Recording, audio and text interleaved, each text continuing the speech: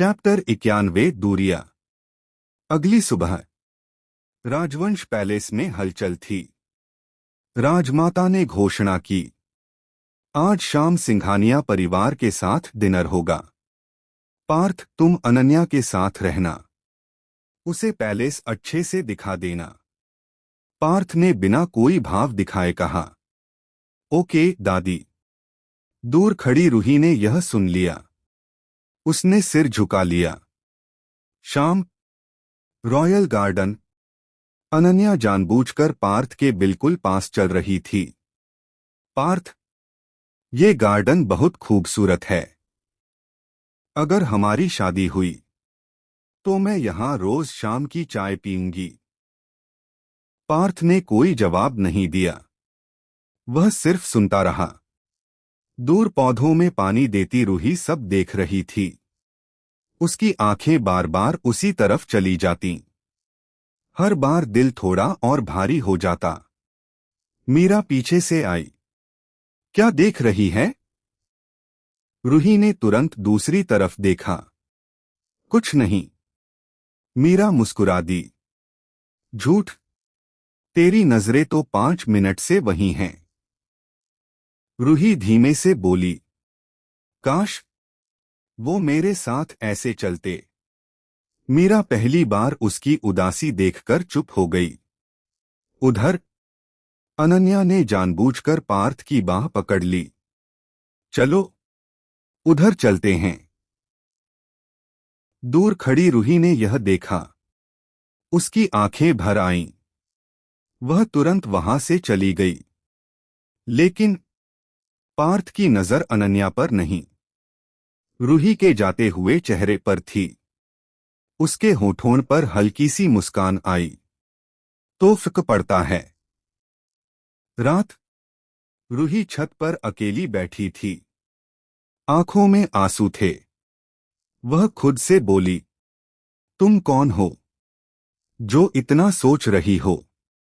वो तुम्हारे मालिक हैं, तुम सिर्फ एक कर्मचारी। उसने खुद को समझाने की कोशिश की, लेकिन दिल मानने को तैयार नहीं था। दूर पार्थ अपनी बालकनी से उसे देख रहा था। उसने कबीर से कहा, उसने खाना खाया? कबीर बोला, नहीं बॉस। पार्थ कुछ पल चुप रहा। फिर बोला, मीरा से कहो उसे खाना खिला दे। कबीर मुस्कुराया, आप खुद भी कह सकते हैं। पार्थ ने सिर्फ उसे देखा और कबीर चुप हो गया। क्रमशः चैप्टर 92 दिल का दर्द।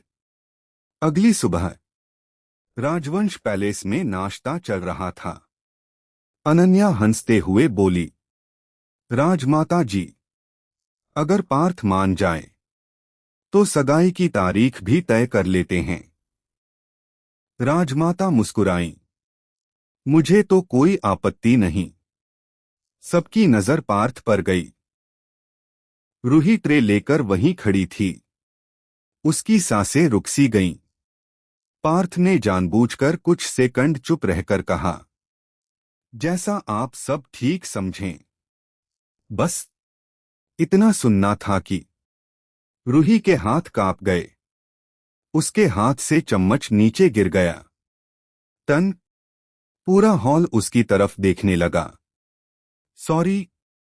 वह जल्दी से झुकी, लेकिन उसकी आंखों से आंसू टपककर फर्श पर गिर चुके थे। वह बिना किसी की तरफ देखे वहां से भाग गई। गार्डन। रूही एक पेड़ के पीछे खड़ी रो रही थी। मीरा दौड़ती हुई आई। रूही, रूही फूट पड़ी। मैं क्यों रो रही हूं?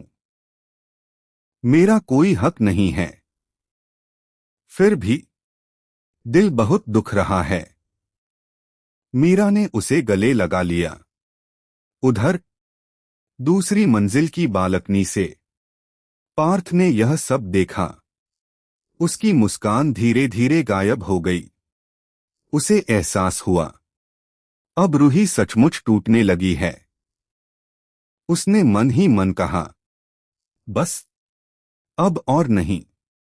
चैप्टर 93 सच बोलो।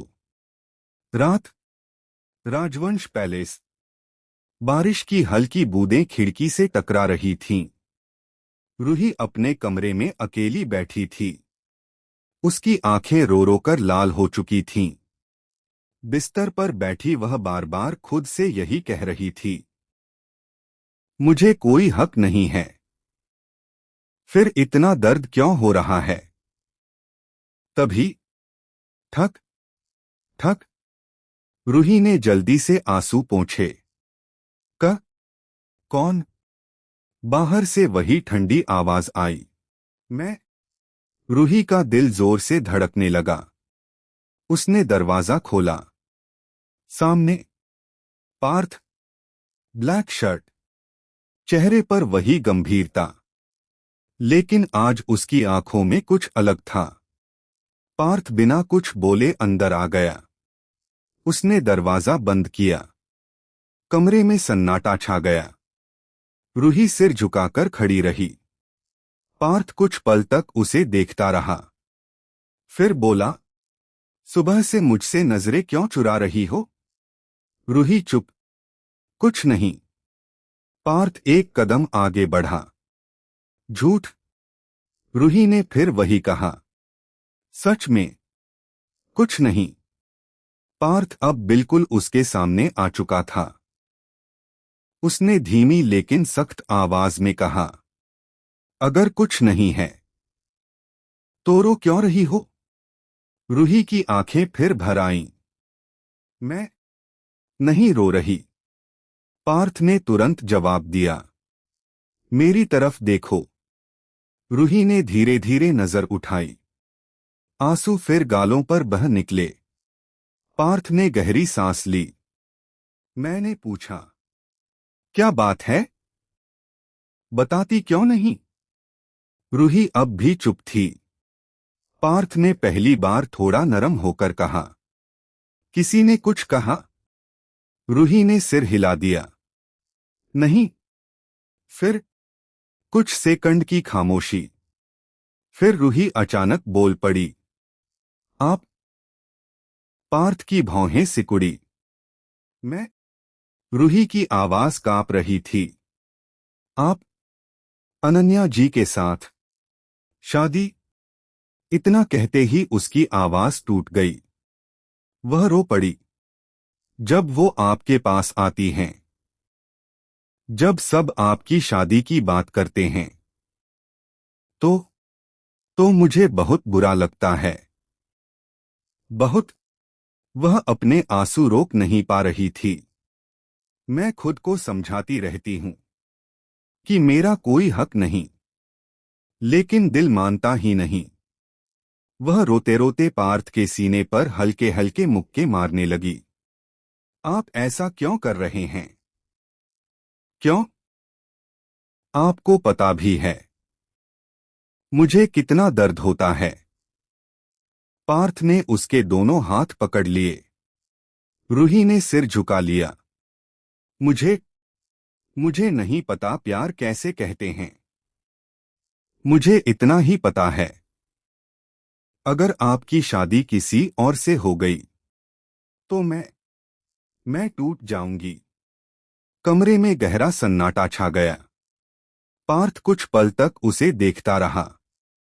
फिर उसके चेहरे पर पहली बार बहुत हल्की सच्ची मुस्कान आई।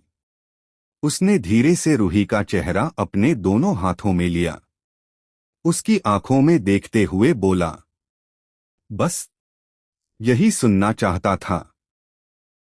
रूही ने आंसू भरी आंखों से उसकी तरफ देखा। क्या? पार्थ ने बहुत शांत स्वर में कहा, अनन्या से मिलने के लिए मैंने हाँ इसलिए नहीं कही थी कि मैं उससे शादी करना चाहता हूं। मैं जानना चाहता था, क्या तुम्हें मेरे जाने से फर्क पड़ेगा? रूही की सांस जैसे थम गई। पार्थ ने उसके आंसू पोंछे। और आज तुमने जवाब दे दिया।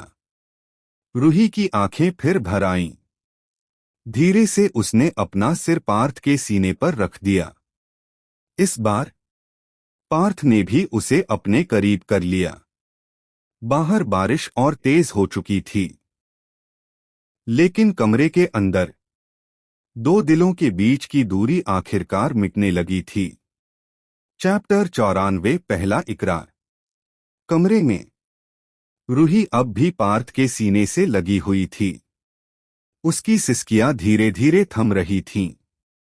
पार्थ ने पहली बार उसे जल्दबाजी में अलग नहीं किया। वह बस चुपचाप खड़ा रहा ताकि रूही खुद को संभाल सके। कुछ पल बाद रूही को एहसास हुआ कि वह क्या कर रही है। वह झट से पीछे हट गई। उसका चेहरा शर्म से लाल हो चुका था। सर, सॉरी सर, मैं बहक गई थी। पार्थ उसे देखता रहा, फिर धीमे से बोला, मेरी तरफ देखो। रूही ने हिम्मत करके नजर उठाई। पार्थ एक कदम और करीब आ गया। दोनों के बीच अब सिर्फ कुछ इंच की दूरी थी। एक सवाल पूछूं? रूही ने धीरे से सिर हिला दिया। अगर मैं सच में अनन्या से शादी कर लेता तो? रूही की आंखों में फिर आंसू आ गए। उसने कांपती आवाज में कहा, तो मैं शायद इस पैलेस में कभी नहीं रुक पाती। हर दिन आपको किसी और के साथ देखकर मैं जी नहीं पाती, इसलिए चली जाती। यह सुनकर पहली बार पार्थ के चेहरे की सख्ती पूरी तरह टूट गई। उसने धीरे से रूही की ठुड्डी ऊपर उठाई। और अगर मैं कहूं कि मुझे भी तुम्हारे किसी और के साथ होने का ख्याल बिल्कुल पसंद नहीं? रूही की धड़कन जैसे रुक गई। Sir, sir. पार्थ की आंखें उसी पर टिकी थीं। जब उस दिन अस्पताल में तुम पर गोली चली, उस पल मुझे पहली बार डर लगा था। अपने लिए नहीं, तुम्हारे लिए। जब तुम रोती हो मुझे अच्छा नहीं लगता। जब तुम मुझसे दूर भागती हो तो पूरा दिन अधूरा लगता है। और उसने हल्की सी मुस्कान के साथ कहा, जब तुम किसी और वजह से मुस्कुराती हो तो मुझे अच्छा नहीं लगता। रूही की आंखों से फिर आंसू बह निकले, लेकिन इस बार ये खुशी के आंसू थे। वह धीरे से बोली, मतलब आप? पार्थ ने उसकी बात पूरी कर दी। हाँ, अब शायद मैं भी अपने दिल से हार गया हूं। रूही की मुस्कान आंसुओं के बीच खिल उठी। अगले ही पल उसने हिम्मत करके पार्थ का हाथ पकड़ लिया। इस बार पार्थ ने अपना हाथ नहीं हटाया, बल्कि अपनी उंगलियां उसकी उंगलियों में फंसा दीं। दोनों एक दूसरे को बस देखते रहे। तभी ठक ठक दरवाजे पर दस्तक हुई। दोनों तुरंत अलग हो गए। बाहर से मीरा की आवाज आई, रूही, सो गई क्या? रूही घबरा गई। पार्थ ने उसकी तरफ देखा और पहली बार उसके चेहरे पर शरारती सी हल्की मुस्कान आई। धीरे से बोला, लगता है हमारी बात अभी पूरी नहीं हुई। रूही शर्म से मुस्कुरा दी। पार्थ दरवाजे की दूसरी तरफ बने गुप्त रास्ते से बाहर निकल गया। रूही ने गहरी सांस ली, अपने धड़कते दिल को संभाला और जाकर दरवाजा खोल दिया। बाहर खड़ी मीरा ने रूही का लाल चेहरा देखा, फिर कमरे में नजर दौड़ाई और मुस्कुराकर बोली, लगता है आखिरकार बर्फ पिघल ही गई। रूही ने शर्म से नजरें झुका लीं। चैप्टर 95 मेरी पसंद। अगली सुबह राजवंश पैलेस का रॉयल डाइनिंग हॉल। पूरा राजवंश परिवार नाश्ते की मेज पर मौजूद था। राजमाता देवयानी, वीरेंद्र राजवंश और उनकी पत्नी आदित्य और अदिति, आर्यवीर, नवविवाहित बड़े चचेरे भाई और भाभी। मीरा, रूही सबको नाश्ता परोस रही थी। उसी समय अनन्या सिंघानिया अपने माता पिता के साथ वहां आ गई। राजमाता मुस्कुराईं। आओ बेटा। सब बैठ गए।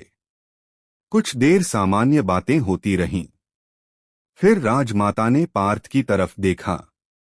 पार्थ, मैं चाहती हूं कि अब तुम्हारी शादी की बात आगे बढ़ा दी जाए। अनन्या बहुत अच्छी लड़की है और दोनों परिवार भी एक दूसरे को जानते हैं। पूरा हॉल शांत हो गया। रूही का दिल तेजी से धड़कने लगा। उसके हाथ में पकड़ा जूस का जग हल्का सा कांप गया। सबकी नजरें अब पार्थ पर थीं। पार्थ ने आराम से पानी का गिलास मेज पर रखा। फिर सीधी नजर राजमाता पर उठाई। दादी, मैं इस रिश्ते के लिए मना करता हूं। पूरा हॉल स्तब्ध रह गया। अनन्या के चेहरे की मुस्कान गायब हो गई। राजमाता ने हैरानी से पूछा, लेकिन क्यों? क्या तुम्हें अभी शादी नहीं करनी? पार्थ ने शांत आवाज में कहा। मैंने कब कहा कि मैं शादी नहीं करूंगा? सब एक दूसरे का चेहरा देखने लगे। राजमाता ने पूछा, तो फिर? पार्थ अपनी कुर्सी से उठा। उसकी नजर पूरे हॉल पर घूमी और आखिर में सीधे रूही पर आकर ठहर गई। रूही घबरा गई। उसने तुरंत नजरें झुका लीं। पार्थ ने उसी ठंडी मगर साफ आवाज में कहा, मैंने अपनी होने वाली पत्नी चुन ली है। पूरा हॉल सांस रोके खड़ा था। राजमाता ने उत्सुकता से पूछा, कौन है वो? कुछ सेकंड की खामोशी। फिर पार्थ ने बिना हिचकिचाए कहा, रूही। जैसे ही यह नाम पूरे हॉल में गूंजा, सबके चेहरे पर हैरानी छा गई। रूही के हाथ से ट्रे नीचे गिर गई। छन्न। वह विश्वास ही नहीं कर पा रही थी। उसने कांपती आंखों से पार्थ की तरफ देखा। पार्थ की नजरें सिर्फ उसी पर थीं। मीरा खुशी से उछलने ही वाली थी, लेकिन खुद को रोक लिया। आर्यवीर के चेहरे पर बड़ी सी मुस्कान आ गई। कबीर ने पहली बार संतोष से सिर झुका दिया। अनन्या स्तब्ध रह गई। कुछ पल बाद उसने हल्की मुस्कान के साथ कहा, अब समझ गई। आपका फैसला बदलने वाला नहीं है। उसने रूही की तरफ देखा। तुम बहुत किस्मत वाली हो। इतना कहकर अनन्या अपने माता पिता के साथ वहां से चली गई। रूही अभी भी वहीं खड़ी थी। उसका चेहरा शर्म से लाल हो चुका था। जैसे ही सबकी नजरें उस पर पड़ी, वह घबराकर मैं कहते हुए भागती हुई अपने कमरे की तरफ चली गई। उसे जाते देखकर पार्थ के होठों पर बहुत हल्की सी मुस्कान आ गई। यह मुस्कान किसी और ने नहीं, सिर्फ कबीर ने देखी। उसने मन ही मन कहा, आखिरकार हमारे खड़ूस बॉस भी मुस्कुराने लगे। राजमाता ने पार्थ की तरफ देखा। पार्थ, तुमने आज बहुत बड़ा फैसला लिया है। पार्थ ने शांत स्वर में जवाब दिया, नहीं दादी, सिर्फ सही फैसला लिया है। और ऊपर अपने कमरे में रूही दोनों हाथों से अपना चेहरा छिपाए शर्म और खुशी से लगातार मुस्कुरा रही थी।